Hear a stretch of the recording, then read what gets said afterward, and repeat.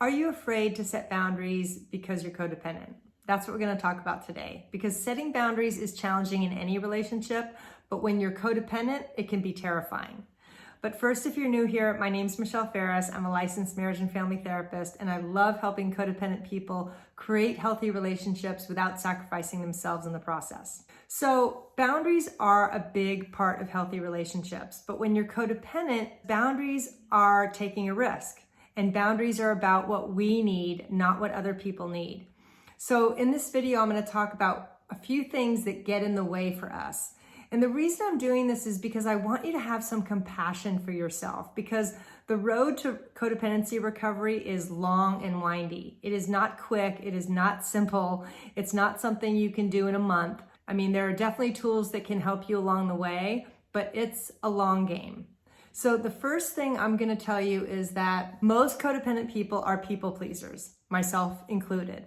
And so when you're a people pleaser, you look for ways to serve others, which is a lovely trait, but the problem is that we do it to our own detriment. We do it even when we don't want to. And that makes setting boundaries really hard because we want so much to please others that we don't think about pleasing ourselves. Now, the second one is that because we're also natural caretakers, our focus is usually on what the other person wants and needs. And we're really, really good at that.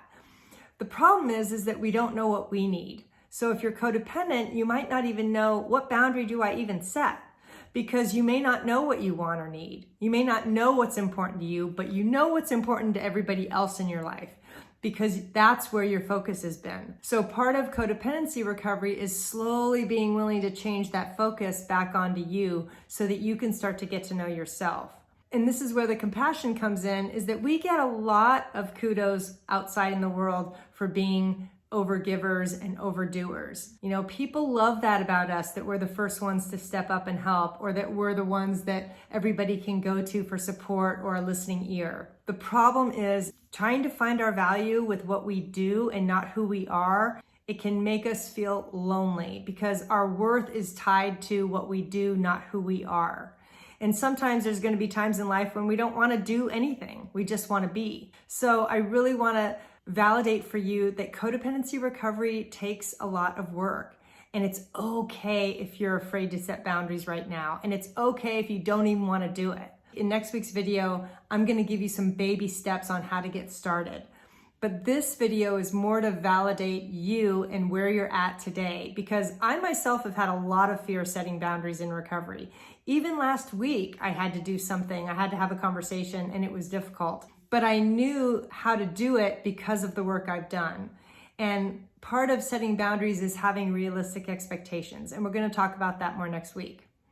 Now, the next thing that gets in the way is another fear, where we're afraid that if we do something different and set a boundary, somebody else is going to be mad at us. So instead, we stay quiet. We don't offer anything new. We don't say what we want or how we feel about something, because we think, oh, that's going to cause a problem.